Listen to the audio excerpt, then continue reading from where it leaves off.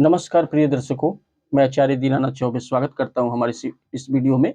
और मैं आपको बताना चाहता हूँ, जो उपाय लेकर आया हूँ, जो एक रामबाण उपाय है और चमत्कारी उपाय है, जो श्राद्ध पक्ष की अमावस्या, शनिश्चरी अमावस्या जो पड़ रही है, वह 14 अक्टूबर 2023 को दिन शनिवार को बच्चों के शीघ्र विवाह के लिए करें यह उपाय।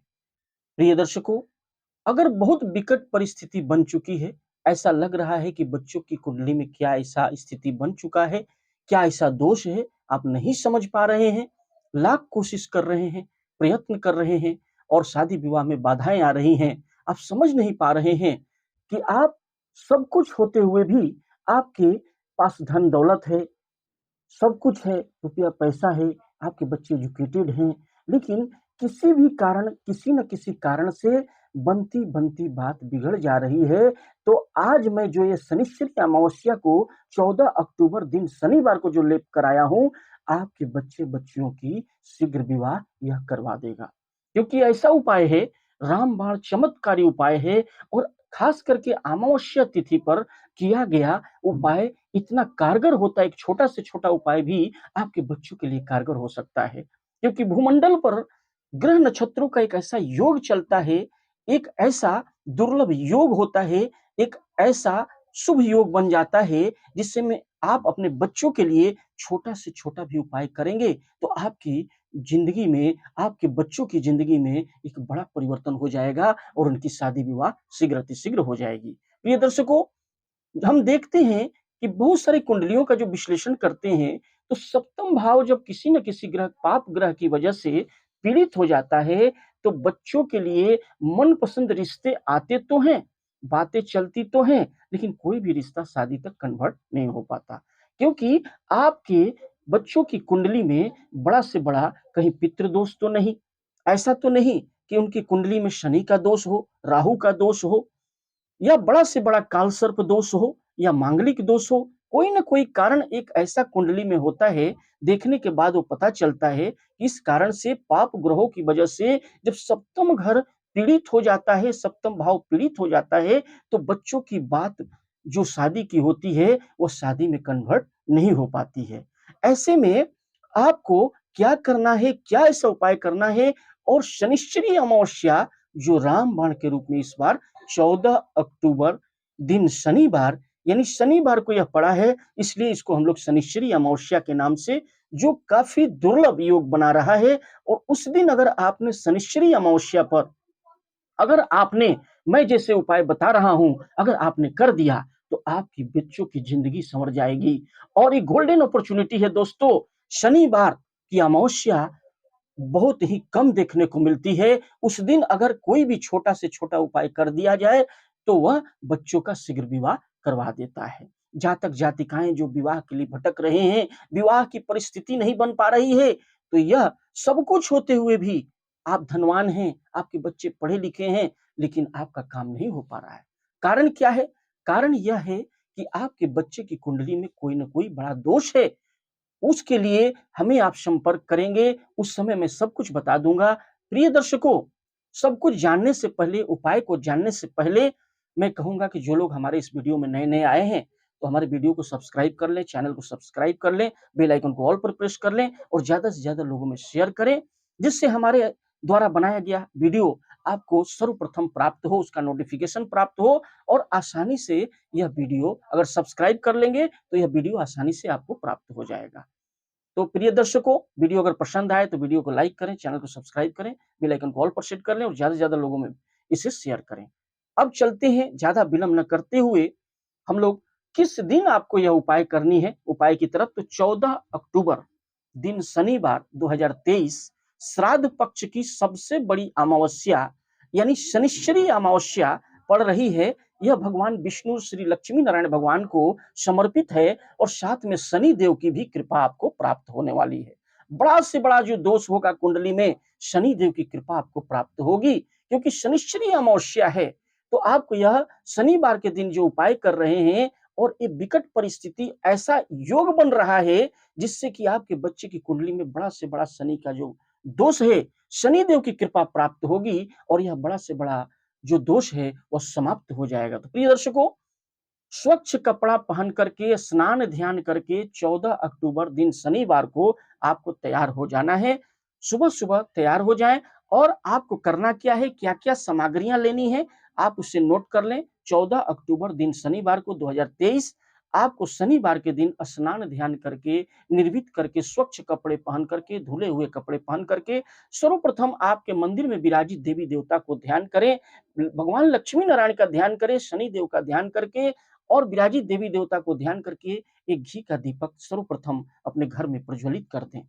करने के बाद जो सामग्रियाँ लेनी है आपको, क्या-क्या लेनी है? एक छोटा-सा काला कलर का रुमाल लेना चा आपको पड़ेगा, क्योंकि छोटा ही होना चाहिए, बहुत बड़ा रुमाल नहीं होगा। कपड़ा का एक छोटा-सा कपड़ा का रुमाल ले लें। काला रंग का एक रुमाल आपको लेना है, ठीक है? काले कपड़े का एक रुमाल लेना है, छोटा साइज़ का, जो रुमाल के साइज़ का होगा और उसके साथ काला रंग का 1 चम्मच जो है, जो तिल होता है, आपको 1 चम्मच तिल लेना है।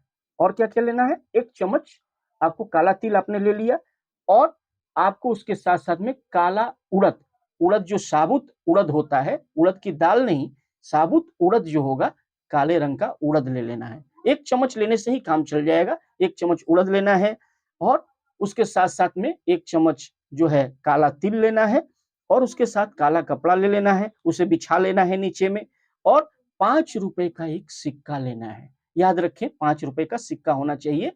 बढ़िया एक सिक्का जो है ₹5 का सिक्का ले लें और ले करके इस रुमाल को ज़मीन पर रख दें और उस पर गंगा जल के छींटे मार करके आप उसके ऊपर सर्वप्रथम आपको क्या करना है कि जो काला उड़द आपने 1 चम्मच लिया है, सर्वप्रथम उड़द को 1 चम्मच रख दें।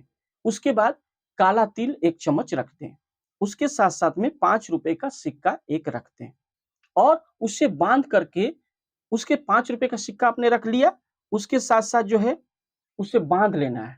उसे बाँध करके एक पोटली बना लें। क्या-क्या लिया आपने?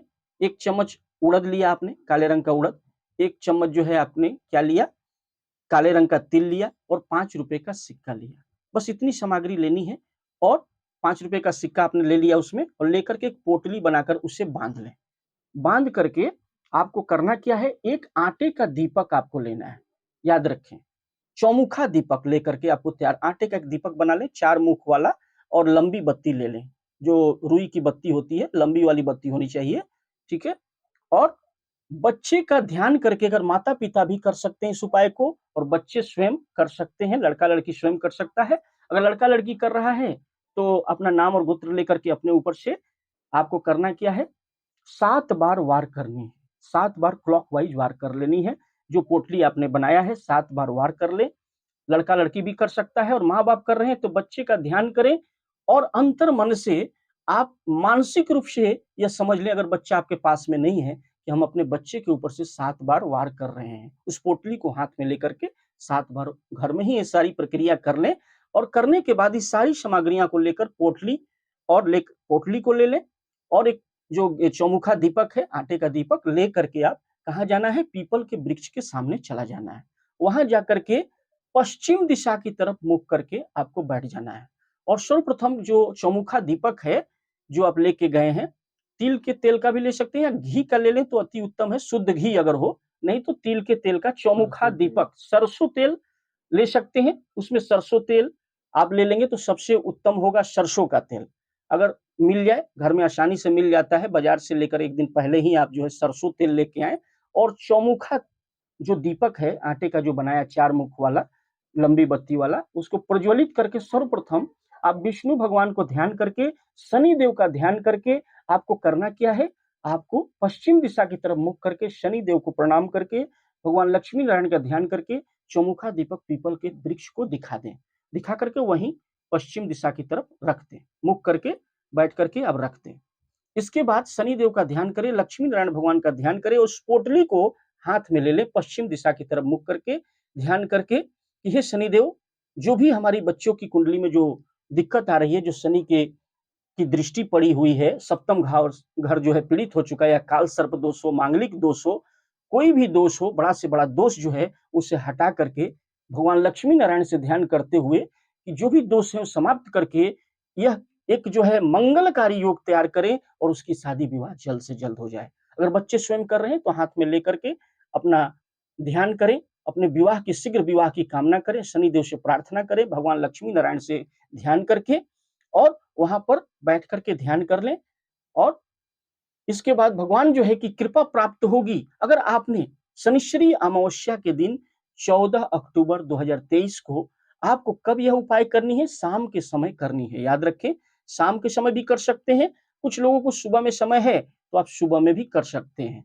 लेकिन शाम को करें तो अति उत्तम है। शाम को करेंगे तो अति उत्तम है और नहीं तो सुबह में भी जो जिनको समय नहीं होगा, तो शनिश्चरी अमावस्या है, तो आप सुबह में भी कर सकते हैं।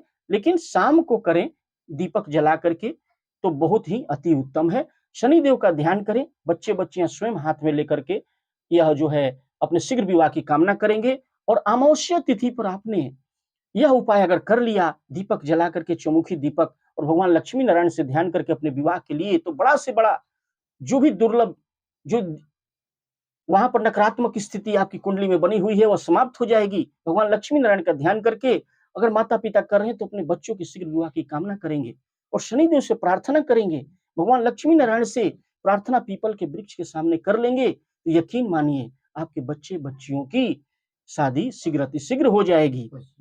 पश्चिम दिशा में मुख करके यह काम आपको करना है प्रिय दर्शकों, क्योंकि शनिदेव की जो है बहुत से बड़ी कृपा प्राप्त होगी और आपका कार्य संपन्न हो जाएगा।